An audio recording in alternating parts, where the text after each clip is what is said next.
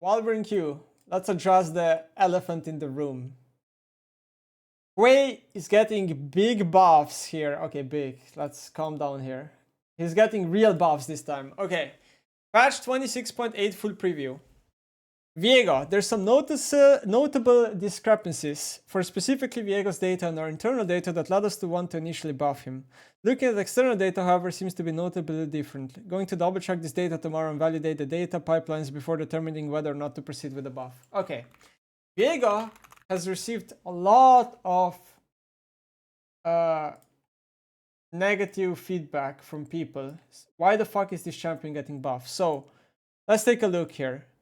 Now, if you look at first glance, if you look at Emerald Plus win rate, it's definitely not as high as it used to be. Because if my memory serves me correctly, he used to be at around 50% win rate. So he maybe is slightly below the win rate that he used to have. That is reasonable to say.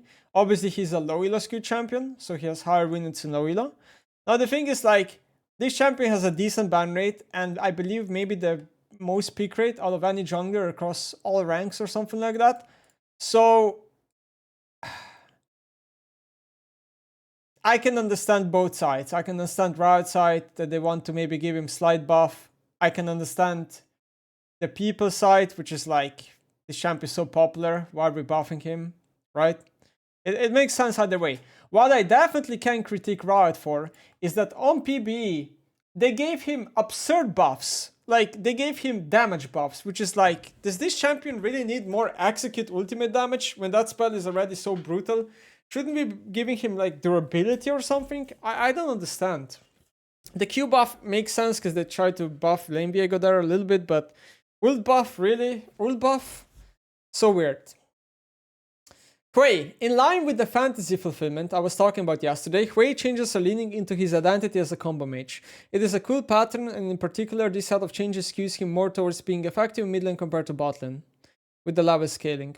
We're not opposed to him being viable in bot lane, but pushing him towards mid lane. We think that this makes Hwei more uniquely satisfying compared to, say, having his damage come from predominantly single QQ, QW, and QE cast. Okay, so RIOT is kind of thinking... It's pretty simple what they're thinking. So they want to they think Hwei's identity should be shaped more about passive compared to other spells, because then it's just maybe like too similar to a Syndra if it's just about other spells. I do think this is probably okay to say. They don't want to give him AP ratio buffs because that arguably maybe buffs bot lane more than mid lane Hwei, because with bot quest you get a lot of gold access. So they're giving him a level scaling buff, which is obviously gonna be stronger in mid lane because of levels. Lilia, power clearing and movement speed are some of her most defining aspects, restoring some of that clear speed to better fulfill her fantasy there. So you can see the pattern here. RIOT is basically giving buffs or nerfs to champions, mostly buffs here, and they're trying to only buff a certain aspect to push them into that identity, right? Which is what RIOT thinks makes the champions cool. Lucian in bot lane doesn't have a strong differentiation from Corki as a similarly early game dominant ability focused caster. These changes are trying to put more of Lucian's power into his early mobility and giving him more cast of it. We're going to monitor Lucian in solo lanes. I mean, I doubt Lucian in solo lanes is going to come back, just because the passive that he has is just simply too bot skewed. Can you tell us the story behind your favorite gamer tags you've made? Also part 2, what do you like to do in your free time between work/streams? Smile. Okay, I'll answer that in a second.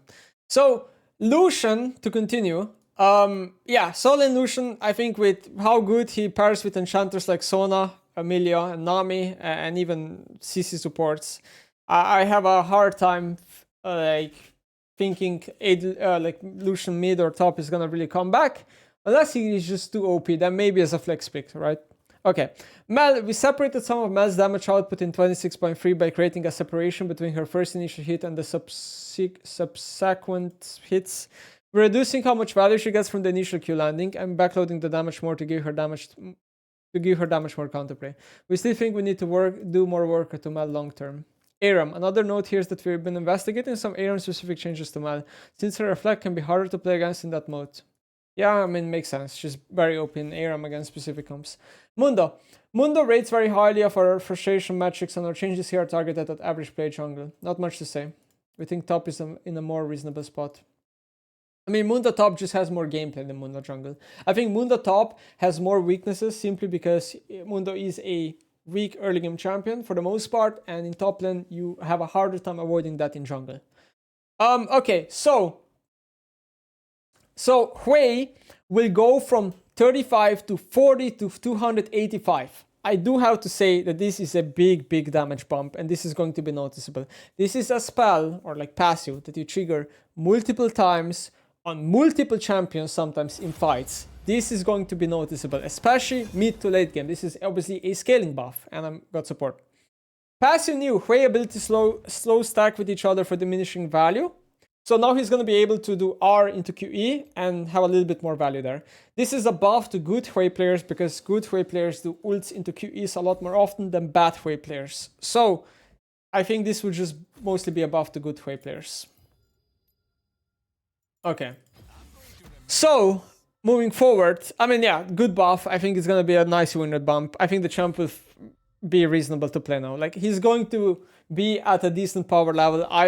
I'm pretty sure after this, I will not complain that the champ is weak anymore. I doubt it. I think this is actually enough.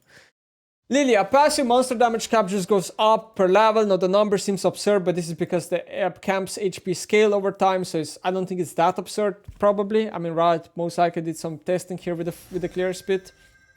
Lucian will get equal down by 2 seconds, and E-mana cost down a little bit early.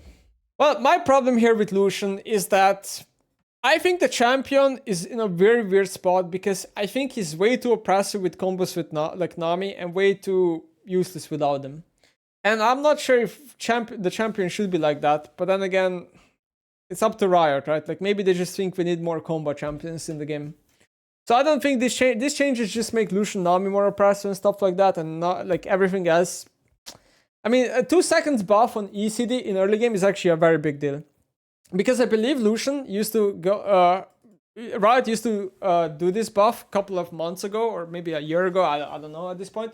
And as far as I remember, it was a huge buff, and then Lucian had to be nerfed. So this is no joke, this early game cooldown buff. Tamkench passive will go down base 1, up a little bit later. And it scales to level 1 to 12, okay. And then the AP ratio goes down and the bonus HP goes down, so it's just a straight up nerf. Wait, what? Am I missing something? Is the math here that this is a buff? It might be a buff to Tamkench support, but I could be wrong, but this just seems like a nerf to top lane Tam. This is weird. Viego, Q physical damage. So these buffs are probably going through, I'm not sure. Yeah, Q base damage is nice for lane Viego a lot as well, not just jungle. The R buff is just bizarre. I think this is just not okay to buff the R. I really don't.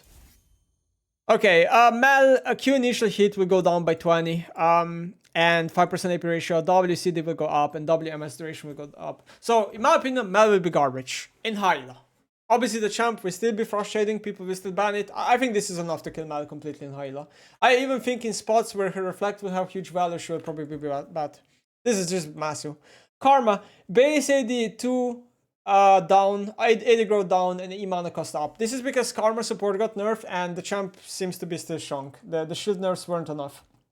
And RIOT is nerfing base AD because this is a stat that, first of all, solo lane Karma uses more than support, but second of all, the good support players, aka pro players, will use this stat more than average play. Mundo cap on jungle will finally be nerfed. Thanos clear split is probably now not so Thanos anymore, and then E-monster cap is also going down. Okay, so it's just a jungle Mundo nerf, and wouldn't surprise me if this actually kinda does kill the champ as a blind. Yumi are healing up by 10. Okay, not a big deal. So this is the patch. What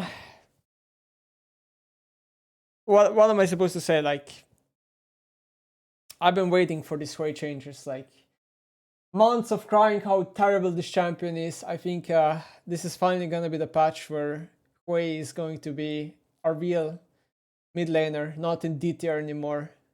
Solid B tier at least. At least solid B tier. Maybe A tier. The champ will be decent, for sure. Are you sure you will not cry about Hwei mana? As much as Hwei's mana will still be hard to manage and annoying, at least the champ will have damage, man. Like, fuck it, I'll take one weakness and have a shanked instead.